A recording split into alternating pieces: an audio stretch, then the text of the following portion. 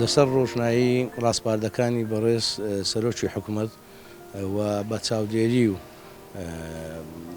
بە دواداچوونەکانی وەزیری پەروەردە ئێمە لە بەڕێوەبەراتی گشتی پەروەردەی هەولێر بە مەبەستی نۆژەنکردنەوەی قوتابخانەکان و دروستکردنی ژووری زیادە لە قوتابخانەکان بۆ ئەم ساڵی خوێندن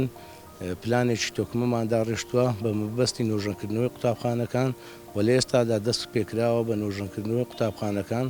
لە سنووری بەڕێوەبەراتی گشتی پەروەردەی هەولێر. بۆ ئەم مەبەستە ئێستا کە حالیان دەست کراوە بە دروستکردنی هەندێک هۆڵی ئەزموونی لە ناو قوتابخانەکان و لە پلانی ژماندایە بەپێی ئەو موافقانەی کە لەلایەن مالیەوە تا موافقەمان لە بۆ دەکرێت 111 ژوور بۆ قوتابخانەکان دروست بکەین بۆ هۆڵی خوێندن و نۆژەنکردنەوەیەکی چڕ دەستی پێکردووە لە سنووری بەڕێوەبەراتی گشتی پەروەردەی هەولێر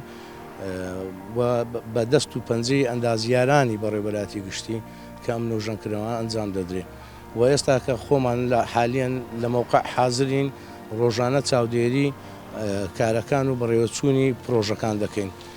هیوادارین بە شێوەیەکی گونجاو و بەپێی ئەو کاتێک کە دیاری کراوە نۆژەنکردنەوەکان تەواو بکەین قوتابیان سوودی لێ وەربگرن.